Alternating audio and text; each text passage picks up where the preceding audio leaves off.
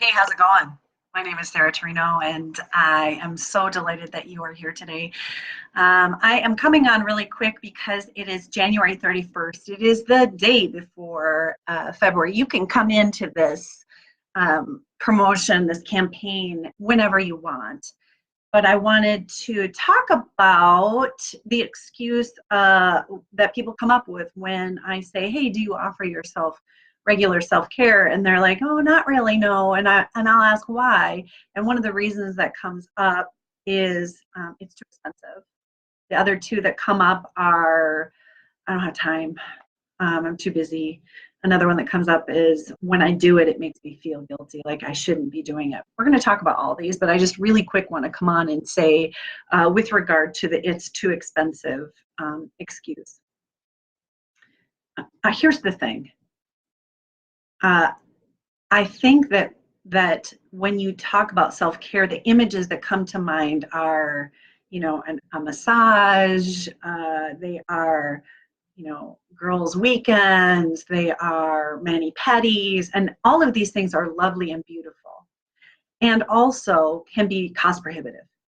And I think it's important for us to reframe self-care, because what ends up happening is that you I can't do it, it's too expensive, and then you simply just don't do it. And then what happens is you really your well level really starts to die down and dry, and you want your well level to be full. So I think it's really, really important for us to reframe that self-care is something that's too expensive to do. And it's not to say, "Hey, I want to do a massage," or, "Hey, great, facial, great, super, all those things are great." And is there a way that you can offer yourself conscious self-care throughout your day that doesn't cost anything? What would that look like for you? It's deeply personal. Self-care is deeply personal.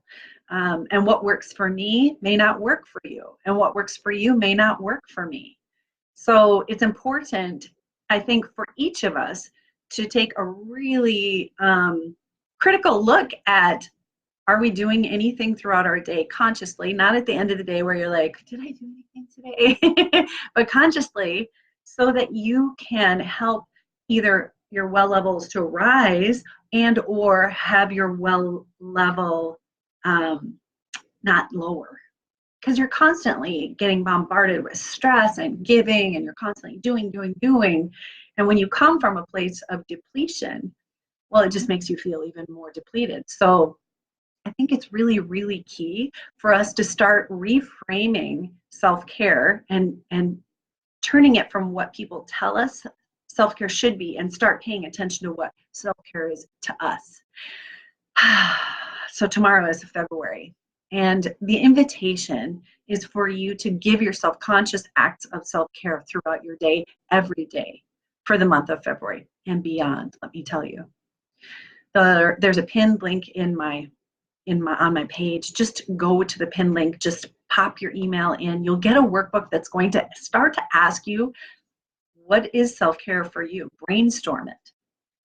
And there's some trainings in there that may support you also. In addition, as soon as you enter, you'll be in the running for lots of cool prizes. What I want to ask now is, are you doing anything regularly? And if you are, what are you doing? I'm going to put mine in the comments below. I want to hear what yours are. Hey, be your own Valentine. Let's do this. Talk to you soon. Bye.